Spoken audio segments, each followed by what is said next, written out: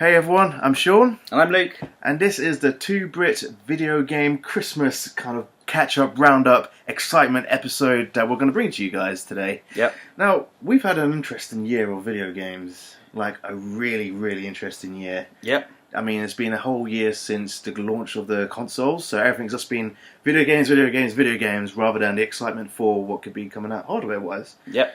Now, do you kind of have any particular favourites from this year? I do have an overall favourite, but I can tell you some of the ones that I've really enjoyed. Close second. Okay, so, I mean, what was on there? What didn't make your top spot that, got you excited this year? Well, I really liked Metal Gear Solid 5 Ground Zeroes. Absolutely loved it. I thought it was a perfect little open world slice, a teaser for Metal Gear Solid 5. I adored it. I mean, teaser couldn't you use any other way. It was. Yeah.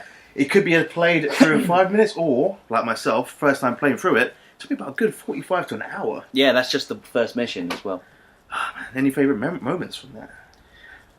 Do you know what? I really loved the flashback mission where you had to find things from the original Metal Gear Solid. Yes. And playing through it unlocked pixelated Snake yes. and pixelated Genome Soldiers.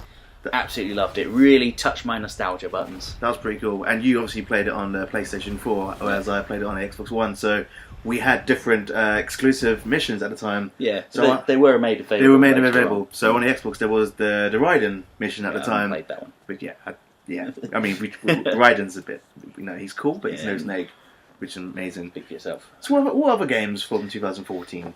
So a big thing for me this year has been the indie games. Yep. I absolutely loved Towerfall Ascension.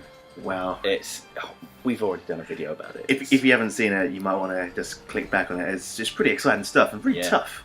It is very tough, but it's so satisfying. It's just...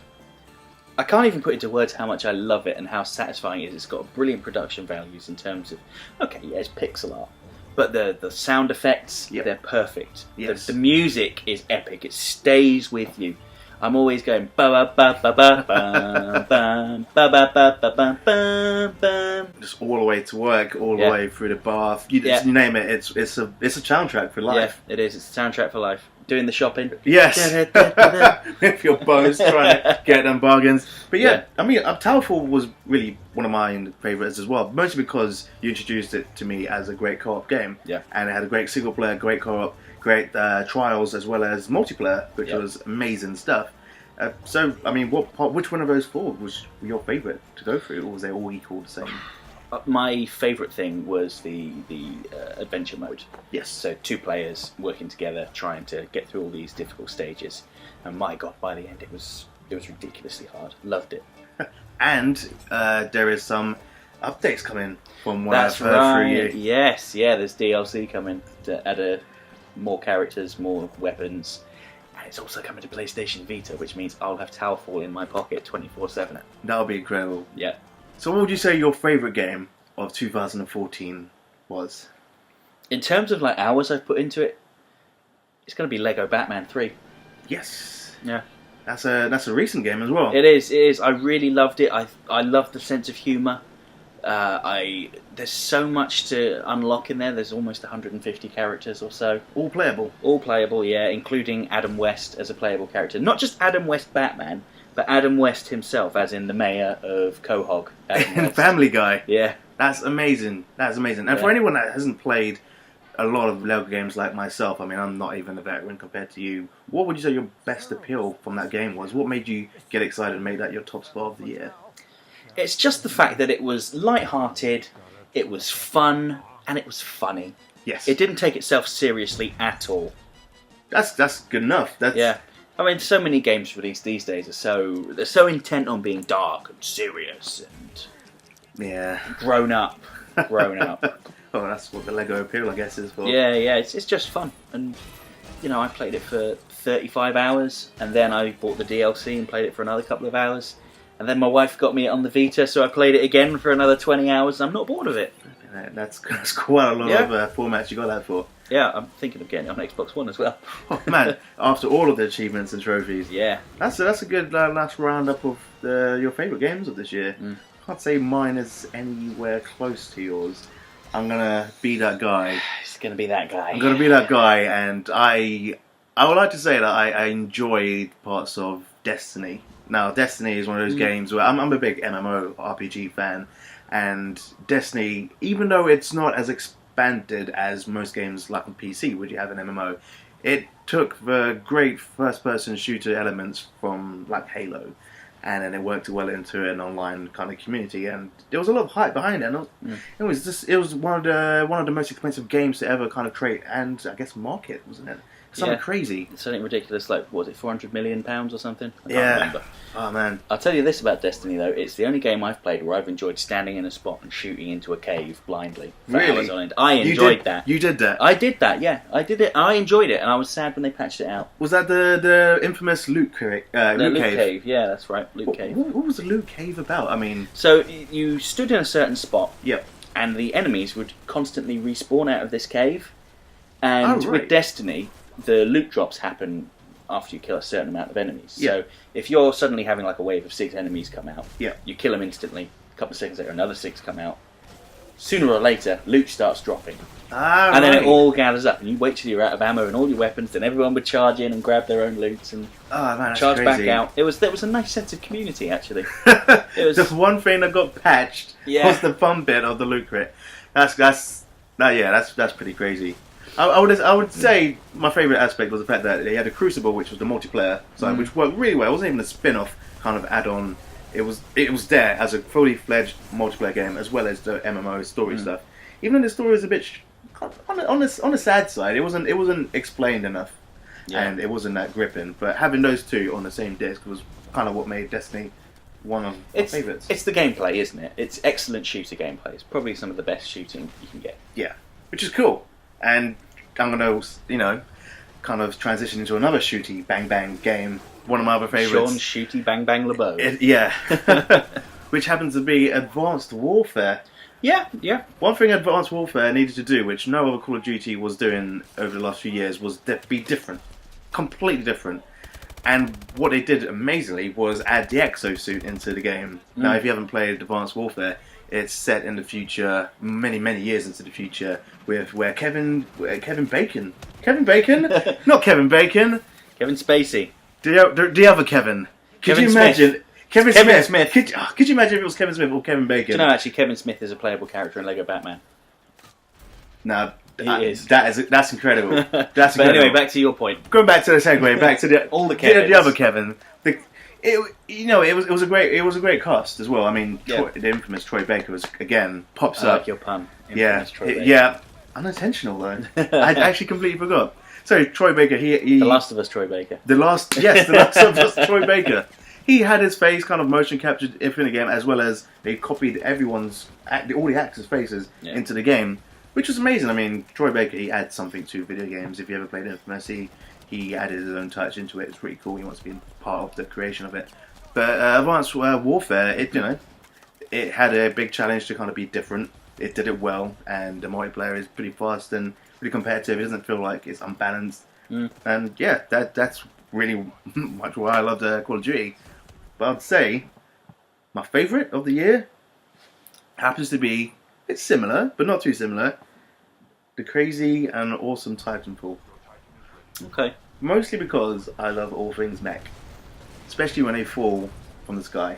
And they've got the word Titan as well. So yeah, I mean, it's funny that you mention what's it called? Titanfall. Yes.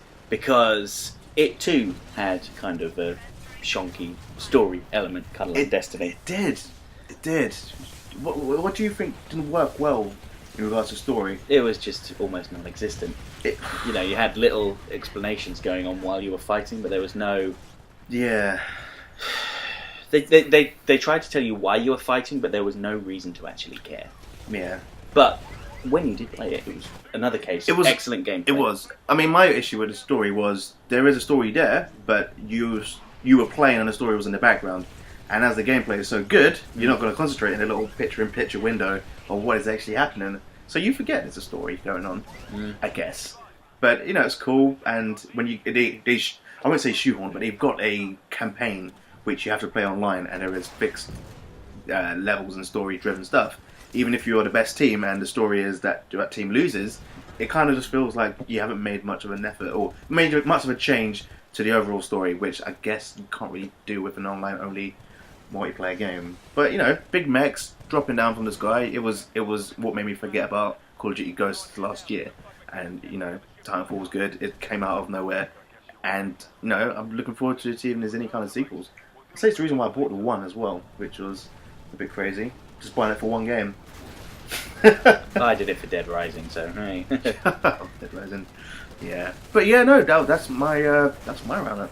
Now, what would you say out of everything that you've seen from E3 and over Gamescom and the PlayStation experience? What would be your one favourite game if you had to nail everything down? So one that I'm most looking forward to. The one you're most looking forward to, and then your other kind of close contenders. Well, close contenders. I'm obviously looking forward to the Towerfall DLC and expansion.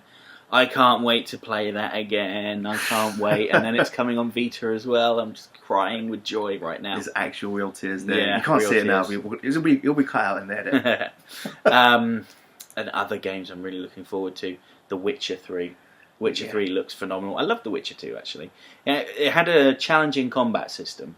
Okay. But I still really liked it. I didn't actually play any of the Witcher games. It's crazy because apparently that is better than Skyrim to some people. I think so. So I need to catch up, right? Yeah. So Towerfall, Witcher 3. What would you say you're most excited?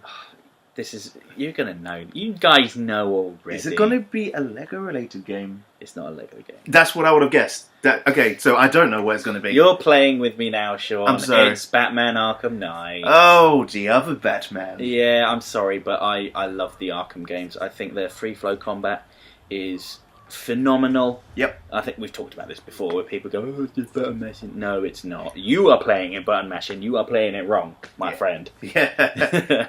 And there's also the Batmobile for the first time. Yeah, there's Batmobile. To be honest, I'm not really interested in cars, and the Batmobile. If it wasn't in there, I wouldn't be upset. Really? But I'm looking forward to giving it a shot. Yeah, I see what you did there, because you can shoot from the Batmobile. Yeah, I didn't intentionally do that, but yes, I'll pretend I did. Oh man! So I am the prankster. What features are you looking for that's going to be different? Because Arkham games don't really add anything dramatically different. They add a few more tools and a few more moves. I would say that the scale is always... The scale is always good. Is always increased. So you started off with Asylum, where you were just on the grounds. Which was awesome. Yeah, it was fantastic. It was still quite linear, because, it was open, and you had to go certain places, and you could free roam. But you always had to go from one place to the other building in order to unlock progress. Yep. Whereas Arkham City, it was like a chunk of Gotham City, walled off, that you could explore freely. Cool. Now, Arkham Knight is all of Gotham, and I've really got my fingers crossed. I want to go back to Arkham Asylum. Do you know what? That would be amazing. Yeah. How much of Arkham Asylum would you want there to be? All of it. All of it. Let me go back. Let me go back and sneak around in the same places. Oh man, that would be amazing. With the wonderful new graphics engine. That would be crazy. And all of the... I don't know if you've watched any of the trailers for it that have been released recently, where they showed off the new fear takedowns, where basically if you surprise enemies, you're given the opportunity to take them down in slow motion. Really? Yeah, and it looks so wonderful. That sounds incredible. It is incredible. I've said this before, when I was watching the latest trailer that showed off the PlayStation exclusive Scarecrow levels, I was just, I'm so happy! That's pretty cool. Yeah, I'm a bit of a fanboy actually, now that I think about it. Yeah, that's a tiny bit. Yeah. Insert your Batman theme behind that sentence there. Well, the one thing I'm excited about, I'm not going to be as lavish and, driven by emotion like yourself, but I'm really looking forward to the Order 1886. That looks beautiful.